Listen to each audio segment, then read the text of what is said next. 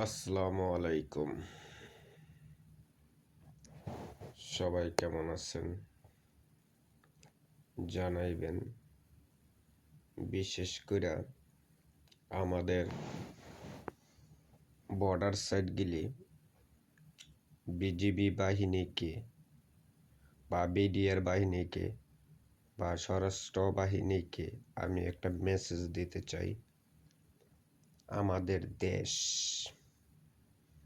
আমাদের দেশ কিভাবে রক্ষা করা যায়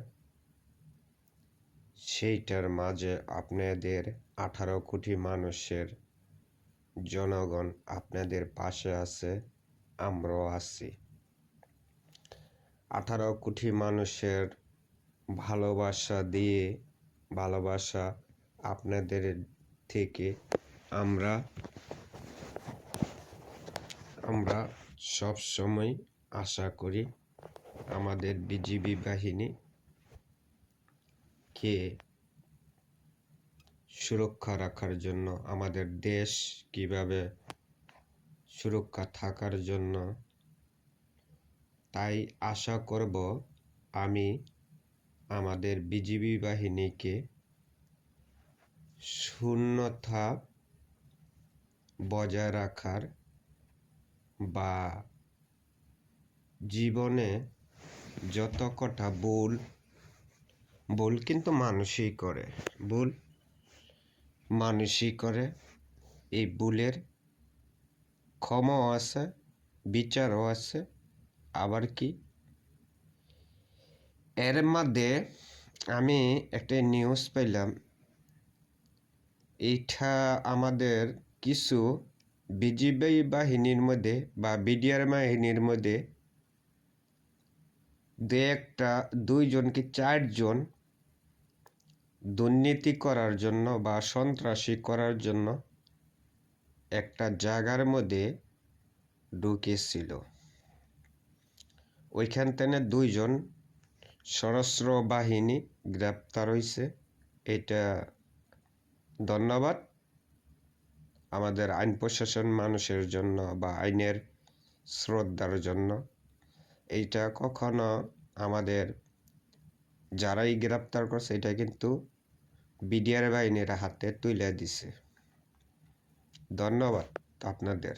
লালু সাবান বাংলাদেশের পক্ষ থেকে আমি বাংলাদেশের নাগরিক হিসাবে আপনাদেরকে ধন্যবাদ দিই। এরকম দেখা দুর্নীতি বা সন্ত্রাসী করার জন্য কেউ হাত পেতে থাকবো, কেউ কিছু করব, এটা কখনো যে না হয়। বা বিশেষ করে আমাদের সশস্ত্র বাহিনীকে অনেক দিন ধরেই আইনের মাঠে বা ব্যারাকে এখনো সময় হইছে ব্যারাকে যাওয়ার জন্য। তা আশা করব আমরা যত তাড়াতাড়ি পারি এই সশস্ত্র বাহিনীকে বা বিডিআর বাহিনীকে ব্যারাকে পাঠানোর জন্য। তা আশা করি আমাদের পুলিশ ভাইদেরকে আমি এখনো আবারও বলছি, যদি আপনারা বহুত দুর্নীতি করছেন বা দুর্নীতির আখড়ায় আসলেন, একটা রাজনীতির অঙ্গনে পুইরা দুর্নীতিটি করা হচ্ছে বা এটি হচ্ছে, যাই হোক আশা করব বাকি জীবনে সুন্দর একটা দেশ উপহার আপনাদের থেকে আমরা আশা করি, যে আমাদের দেশের আইন প্রশাসনের মানুষ সুন্দর একটা পরিবেশ শৃঙ্খলা বজায় রাখার জন্য আমাদের আইন প্রশাসন বা বিডিআর বাহিনী বা সশস্ত্র বাহিনী আমাদের এই একটা বাংলাদেশকে উপহার দেবে।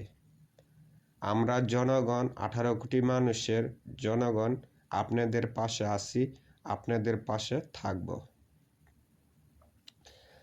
বিশেষ করে আমি আর একটু কথা বলি, যে জীবনে মানুষ একবার দুইবার ভুল করে, তৃতীয়বার কিন্তু ভুল করে না। তা আশা করব তৃতীয়বারটা যেন এই ভুলটা যেন বাকি জীবনে আর যেন কখনো হয় না। দেশের আইন প্রশাসন মানুষ দেশের জনগণের পাশে থাকবে। জনগণের পাশে যে না থাকবে, ঠিক আছে, তাকে আইন প্রশাসনের খাতার থেকে বা বাংলার মাটির থেকে চিরতরে জীবনের জন্য মুছে ফেলার জন্য আমি অনুরোধ করা হোক বলছি। এটা আমার অনুরোধ। জানি না এই কতটুক আইন প্রশাসনের মধ্যে ভরসা রাখে বা ভরসা রাখতে পারে। যাই হোক, ওইটা এত কথাও আমি বলিও না আর বলবো না। আমার জ্ঞানে, আমার যতটুক বুঝে জ্ঞানে আছে, আমি ততটুকুর মধ্যেই আমি আপনাদেরকে বলতে চাই। বিশেষ করে এই আইন প্রশাসনের মানুষ যারাই আছেন, আইনের আওতায় যারাই আছেন, বিচার না হওয়া পর্যন্ত কোনো কিছুই হবে না। বিচার হতে হবে। অনেক দিন হয়ে গেছে। আজকা 2009 সালে বিডিআর হত্যার বিচার, শাপলা চরের হত্যার বিচার, জুলাই হত্যার বিচার আমরা কিন্তু এখনো পাই নাই। আমরা কিন্তু এখনো বিচার পাই নাই। বিচার কিভাবে করবেন, কার আন্ডারে করবেন, কি এত কিছু আমরা বুঝি না। আমরা জানি আমাদের বিডিআর হত্যার বিচার অনেক দিন পরে রয়েছে। বিচার কিন্তু এটা এখনো হচ্ছে না, এখনো কিন্তু হচ্ছে না। আমরা চাই বিডিআর হত্যার বিচার। গণতন্ত্র দেশ বাংলাদেশ, গণতন্ত্র জনগণের বাংলাদেশ, এইটা নামটা উঠছে ভালো কথা, কিন্তু এটা বজায় যেন থাকে। এই আইনটা যদি আপনারা করতে চাইতেছেন, কিন্তু এই আইনটা আমিও চাই এই আইনটা আজীবন থাকুক। সশস্ত্র বাহিনীকে আমিও আবারও বলবো, যদি আপনারা যদি কখনো যদি করার ইচ্ছা থাকে বা বিচার করার ইচ্ছা থাকে, তা দ্রুত বিচার করবেন। আর যদি না করতে পারেন, তো জনগণের হাতে উঠাই দিতে হবে। জনগণে টার্গেট করে রাখছে কার কেডায় কেডায় অন্যায় করছে, কেডায় কেডায় কী করছে না করছে। যদি বিচার না করতে পারেন, আমি আবারও বলছি, বিডিআর হত্যার বিচার হতে হবে, শাপলা চত্বরের বিচার হতে হবে। এরপরে সেগে মনে করেন জুলাই হত্যার বিচার হতে হবে। এই বিচার না হওয়া পর্যন্ত, ঠিক আছে, খুনি হাসিনার বিচার না হওয়া পর্যন্ত কোনো রাজনীতি করতে পারবেন না।